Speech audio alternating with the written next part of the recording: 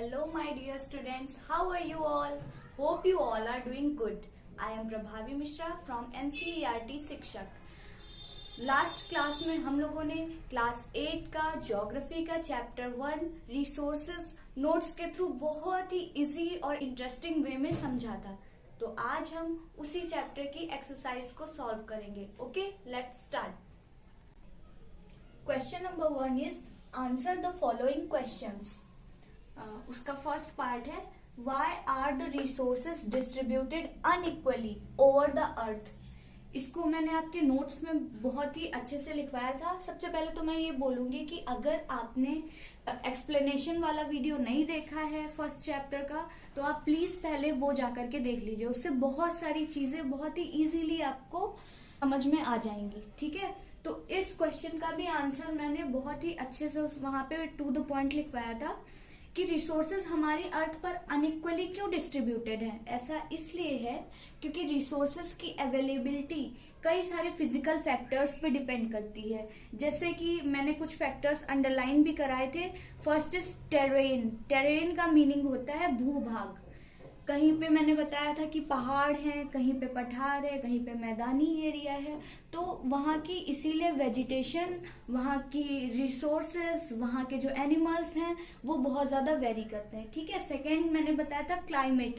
Climatic conditions बहुत ज्यादा affect करती हैं कि कहीं किसी भी एरिया के रिसोर्सेज कैसे होंगे। और थर्ड मैंने बताया था अल्टीट्यूड। Altitude means height. तो ये 3 फिजिकल फैक्टर हैं जो मोस्ट इम्पॉर्टेंट है, पूरे अर्थ पे बहुत ही ज्यादा वेरी करते हैं। तो इसी वजह से जो रिसोर्सेज हैं वो भी बहुत ज्यादा अनइक्वली डिस्ट्रीब्यूटेड है। Okay. Second question is what is resource conservation. मैंने बताया था कि रिसोर्स जब बहुत इंपॉर्टेंट है तो उनका कंजर्वेशन भी इम्पोर्टेंट है। ये भी मैंने पॉइंट वाइज लिखवाया था। पहले तो आपको समझना चाहिए कि रिसोर्स कंजर्वेशन क्या होता है। Using resources carefully. रिसोर्सेस को बहुत ही ध्यान से यूज करना और उनको वेस्ट नहीं करना। And also giving them time to get renewed. और उन्हें रिन्यू होने का टाइम देना, इसी को ही हम रिसोर्स कंजर्वेशन कहते हैं। ठीक है। अब ये काम हम कैसे कर सकते हैं, मैंने आपको बताया था कि 3 चीजें, आपको 3 चीजें याद रखनी है, उन्हें अंडरलाइन भी करना है। वो भी आपको इस क्वेश्चन के आंसर में लिखना पड़ेगा। First is reduce. Reduce 3R आपको याद रखने हैं। ठीक है।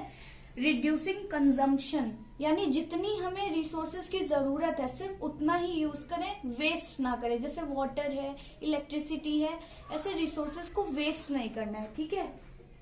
Next is reuse. जिन भी चीजों का हम दोबारा से यूज कर सकते हैं उनको रीयूज करना है, उन्हें ऐसे ही थ्रो नहीं कर देना है। बहुत सारी चीजें होती हैं जैसे प्लास्टिक है, पेपर है, तो जिनका हम रीयूज किया जा सकता है उन्हें रीयूज करना है। And third is recycle.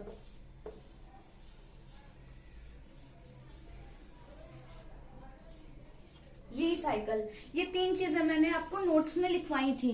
इससे हम रिसोर्सेज को कंजर्व कर सकते हैं। रिसाइकल भी कई सारी चीजों को किया जाता है, जैसे कांच की चीजें हैं या प्लास्टिक की चीजें हैं, पेपर को भी रिसाइकल किया जा सकता है। तो ऐसे हम रिसोर्स को कंजर्व कर सकते हैं। Okay. Next question is why are human resources important.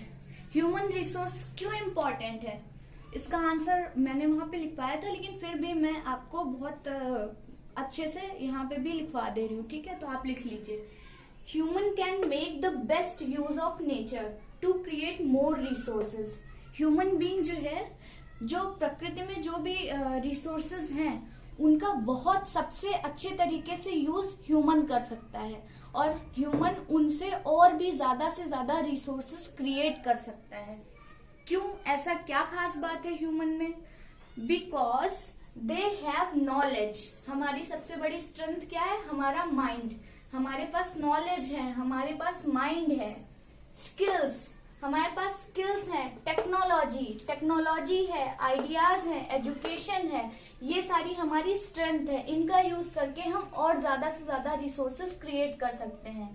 That's why they are an important resource.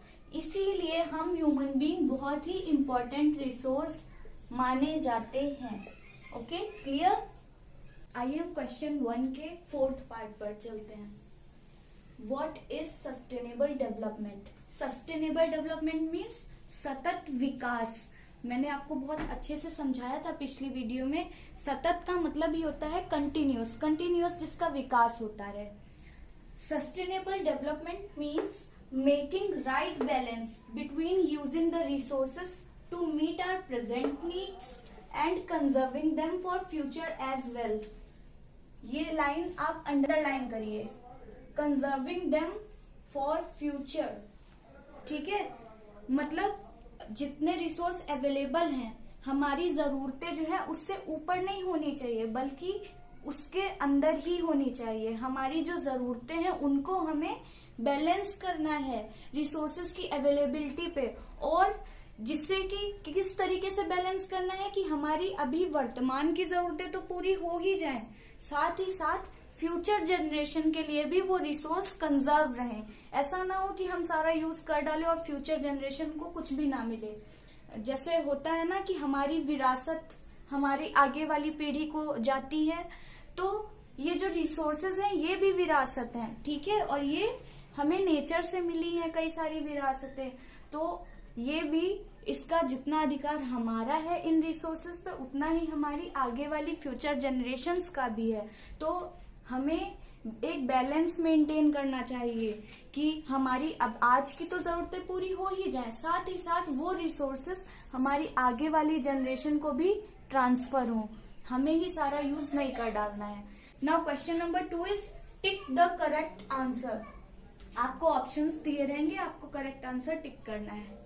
First is which one of the following does not. आपको क्वेश्चन बहुत ध्यान से पढ़ना है। Does not make substance a resource. इनमें से ऐसी क्या चीज है जो किसी सब्सटेंस को रिसोर्स नहीं बनाती है? First is utility, second is value और क्वांटिटी। कोई भी चीज रिसोर्स क्यों होती है? जब उसकी हमें जरूरत होती है, जब उसकी कोई वैल्यू होती है, तो ये दोनों तो किसी भी सब्सटेंस को रिसोर्स बनाते हैं। बट क्वांटिटी इतना मैटर नहीं करती है। ठीक, आप ऐसे समझ लीजिए कि कोई चीज आपके पास बहुत ज्यादा क्वांटिटी में है, मतलब उसकी मात्रा तो बहुत ज्यादा है, लेकिन उसका कोई यूज नहीं है, कोई वैल्यू नहीं है, तो वो चीज हमारे लिए वेस्ट है, उसकी कोई वैल्यू नहीं होगी, है ना। जब कोई यूज ही नहीं है तो उसका हम क्या करेंगे?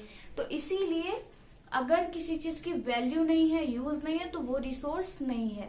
ओके, तो आइए अब हम क्वेश्चन नंबर 2 का सेकेंड पार्ट समझते हैं। Which one of the following is a human made resource? I know कि आपको इसका आंसर आता है। ह्यूमन मेड रिसोर्स मैंने बताया था क्या होता है। जो नेचुरल रिसोर्स होता है उसी को अगर हम यूजेबल फॉर्म में कन्वर्ट कर देते हैं तो उसे ह्यूमन मेड रिसोर्स बोलते हैं। ठीक है, ह्यूमन बीइंग अगर नेचुरल रिसोर्स को ही किसी यूजेबल फॉर्म में कन्वर्ट कर दे। ठीक है, first option is medicine to treat cancer, second is spring water and third is tropical forest. तो मेडिसिन तो हम लोग बना सकते हैं। ठीक है, स्प्रिंग वाटर क्या ह्यूमन बना सकता है? नहीं। Tropical forest? नहीं। तो इसका आंसर हो जाएगा first A, medicine to treat cancer. Third is complete the statement. आपको स्टेटमेंट कंप्लीट करना है। बायोटिक रिसोर्सेज आर, मैंने बताया था बायो का मतलब ही होता है life. So biotic resources are derived from living things, या मेड बाय ह्यूमन बींग्स, या फिर derived from non living things. इसका आंसर हो जाएगा A, derived from living things. Now come to question number 3, that is differentiate between the following. आपको difference बताना है। ठीक है, उसका ए पार्ट है potential resources and actual resources. आप चाहें तो पैराग्राफ में भी लिख सकते हैं, बट आप अगर ये टेबल बना करके ऐसे लिखेंगे ना तो इम्प्रेशन अच्छा पड़ेगा। ओके, नेचुरल रिसोर्सेज को उनके यूज एंड डेवलपमेंट के बेसिस पे potential resources and actual resources में कैटेगराइज करते हैं। बेटा पोटेंशियल का मतलब ही होता है संभावित, यानी संभावना है। उनकी क्वांटिटी कितनी है या वो कब यूज में आएंगे ये कुछ भी नहीं पता है, बस उनकी संभावना है। तो ऐसे रिसोर्सेज जिनकी क्वांटिटी कितनी है ये हमें पता नहीं है, ऐसे रिसोर्सेज को पोटेंशियल रिसोर्सेज कहते हैं। एक्चुअल रिसोर्सेज में first point, resources whose quantity is known. Actual का मतलब भी होता है रियल। ऐसे रिसोर्सेज जिनकी क्वांटिटी हमें पता है कि वो कितनी मात्रा में, उन्हें एक्चुअल रिसोर्सेज कहते हैं। पोटेंशियल रिसोर्सेज में next point is not being used at present. इसका मतलब ये हुआ कि ये रिसोर्सेज अभी प्रेजेंट टाइम में यूज नहीं किए जा रहे हैं। हो सकता है हमारे पास ऐसी टेक्नोलॉजी नहीं डेवलप हो पाई है, या हम उन्हें एक्सट्रैक्ट नहीं कर पा रहे हैं, या कुछ भी है, तो वो अभी यूज नहीं हो रहे हैं, लेकिन ऐसी संभावना है कि वो फ्यूचर में कभी ना कभी यूज में आएंगे, इसलिए वो पोटेंशियल रिसोर्सेज हैं। ओके, एंड एक्चुअल रिसोर्सेज में second point is being used in present. ऐसे रिसोर्सेज प्रेजेंट टाइम में यूज किए जा रहे हैं, उन्हें एक्चुअल रिसोर्सेज कहते हैं। पोटेंशियल रिसोर्सेज में एग्जांपल हो गया the uranium found in Ladakh. Ladakh में जो यूरेनियम पाया गया है वो पोटेंशियल रिसोर्स है, उसका हम अभी यूज नहीं कर रहे हैं, लेकिन इन फ्यूचर उसका यूज किया जा सकता है। एक्चुअल रिसोर्सेज में petroleum in the West Asia. West Asia में जो भी पेट्रोलियम है वो एक्चुअल रिसोर्स है, क्योंकि उसका अभी यूज किया जा रहा है। और वेस्ट एशिया का मतलब कौन कौन से कंट्रीज आ गई, like Saudi Arabia, Iran, Iraq, ये सब वेस्ट एशिया में आती हैं। ठीक है, वहां पे पेट्रोलियम बहुत ज्यादा पाया जाता है। मैंने 2 और एग्जाम्पल लिखवाए थे, तो आपको जो भी याद रहे आप वो लिख सकते हैं। मैंने लिखवाया था the dark soil of Deccan plateau, एक ये वाला एग्जाम्पल लिखवाया था। एक और मैंने एग्जाम्पल लिखवाया था the coal deposits in Ruhr region of Germany. तो आप इन तीनों में से कोई भी एक एग्जाम्पल लिख सकते हैं। अब क्वेश्चन नंबर 3 का सेकेंड पार्ट देखते हैं। आपको डिफरेंस बताना है ubiquitous resources and localised resources में।